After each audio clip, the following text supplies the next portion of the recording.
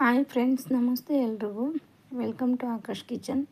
ನಾನಿವತ್ತು paneer pepper fry ಮಾಡ್ತಾಯಿದ್ದೀನಿ. ಹೇಗೆ ಮಾಡೋದು, ಏನೆಲ್ಲ ಇಂಗ್ರೀಡಿಯೆಂಟ್ಸ್ ಬೇಕು ಅಂತ ನೋಡೋಣ ಬನ್ನಿ. ನೀವು ಹೊಸ್ದಾಗಿ ಏನಾದರೂ ನನ್ನ ಚಾನಲ್ ನೋಡ್ತಾಯಿದ್ರೆ ಪ್ಲೀಸ್ ಸಬ್ಸ್ಕ್ರೈಬ್ ಮಾಡ್ಕೊಳ್ಳಿ. ವಿಡಿಯೋಲಿ ಇಷ್ಟ ಆದರೆ ಒಂದು ಲೈಕ್ ಮಾಡಿ, ಶೇರ್ ಮಾಡಿ, ಹೇಗೆ ಬಂತು ಅಂತ ಕಮೆಂಟ್ ಮಾಡಿ ತಿಳಿಸಿ. ಈಗ ಹೇಗೆ ಮಾಡೋದು, ಏನೆಲ್ಲ ಇಂಗ್ರೀಡಿಯೆಂಟ್ಸ್ ಬೇಕು ಅಂತ ನೋಡೋಣ.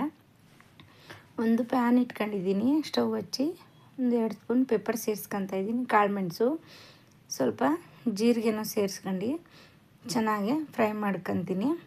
1 ಸ್ಪೂನ್ ಧನಿಯಾ, 1 ಸ್ಪೂನ್ ಸೋಂಪು, ಒಂದು 4ರಿಂದ 5 ಮೆಣಸಿನ್ಕಾಯಿ, ಕೆಂಪು ಮೆಣಸಿನ್ಕಾಯಿ, ಒಂದು 5-6 ಎಸ್ಲು ಕರಿಬೇವು, ಇಷ್ಟು ಸೇರಿಸ್ಕೊಂಡು ಚೆನ್ನಾಗಿ ಫ್ರೈ ಮಾಡ್ಕೊತೀನಿ.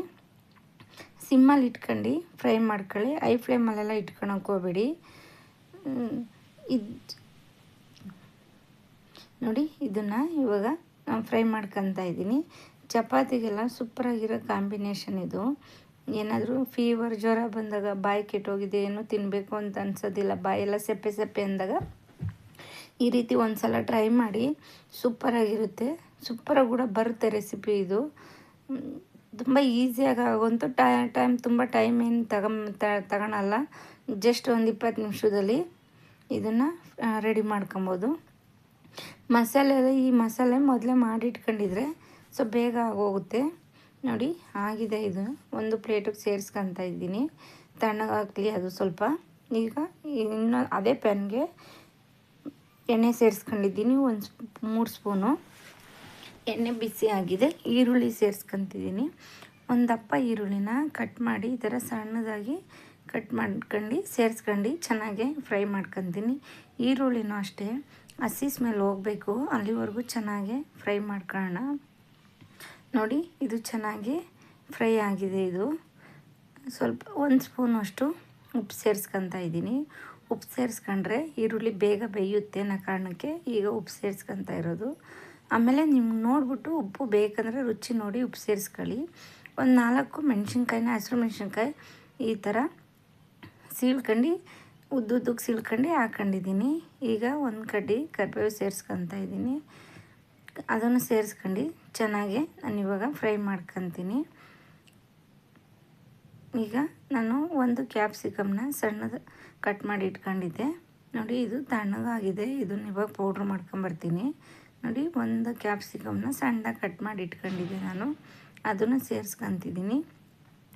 ಕ್ಯಾಪ್ಸಿಕಮ್ಮು ಚೆನ್ನಾಗಿ ಎಣ್ಣೆ ಒಳಗೆ ಬೇಯಬೇಕು. ಸೊ ಅಲ್ಲಿವರೆಗೂ ಚೆನ್ನಾಗಿ ಫ್ರೈ ಮಾಡ್ಕೊಳ್ಳಿ. ನೋಡಿ, ಇದನ್ನು ತರಿಯಾಗಿ ನಾನು ಪೌಡ್ರ್ ಮಾಡ್ಕೊಂಬಂದಿದ್ದೀನಿ. ತುಂಬ ಪೌಡ್ರ್ ಮಾಡ್ಕೊಂಡಿಲ್ಲ, ತರಿಯಾಗಿ ಪೌಡ್ರ್ ಮಾಡ್ಕೊಂಬಂದಿದ್ದೀನಿ. ಅದನ್ನು ಇವಾಗ ಇದಕ್ಕೆ ಸೇರಿಸ್ಕೊತಾ ಇದ್ದೀನಿ.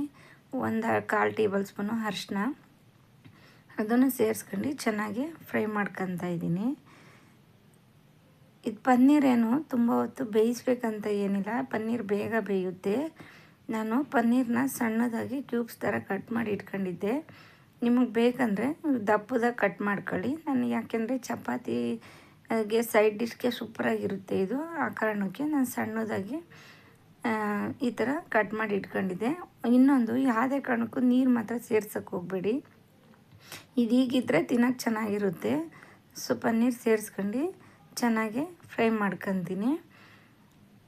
ಇದಕ್ಕೆ ನೀರೇನು ಆ್ಯಡ್ ಮಾಡ್ಕೊಳ್ಳೋದೇನು ಬೇಡ, ಹಾಗೆ ಫ್ರೈ ಮಾಡ್ಕೊಳ್ಳಿ. ಚಪಾತಿಗೆ ಚೆನ್ನಾಗಿರುತ್ತೆ ಕಾಂಬಿನೇಷನ್ ಇದು. ನೋಡಿ, ಈ ರೀತಿ ಚೆನ್ನಾಗಿ ಫ್ರೈ ಮಾಡ್ಕೊತಾ ಇದ್ದೀನಿ. ಪನ್ನೀರು ತುಂಬ ಹೊತ್ತು ಬೇಯಿಸ್ಬೇಕಂತ ಏನಿಲ್ಲ, ಬೇಗ ಬೆಂದೋಗುತ್ತೆ. ನೀವು ಒಂದು ಸಲ ಟ್ರೈ ಮಾಡಿ, ಖಂಡಿತ ನಿಮಗೆ ಈ ವಿಡಿಯೋ ಇಷ್ಟ ಆಗುತ್ತೆ. ನೋಡಿ, ಇದಾಗಿದೆ. ಇದು ಇವಾಗ ರುಚಿ ನೋಡ್ಕೊಳ್ಳಿ. ನಿಮಗೆ ಬೇಕಂದರೆ ಇವಾಗಲೇ ಉಪ್ಪು ಸೇರಿಸ್ಕೊಳ್ಳಿ. ನೋಡಿ, ಇದಾಗಿದೆ. ನಾನಿವಾಗ ಇದನ್ನು ಸ್ಟವ್ ಆಫ್ ಮಾಡ್ಕೊತೀನಿ.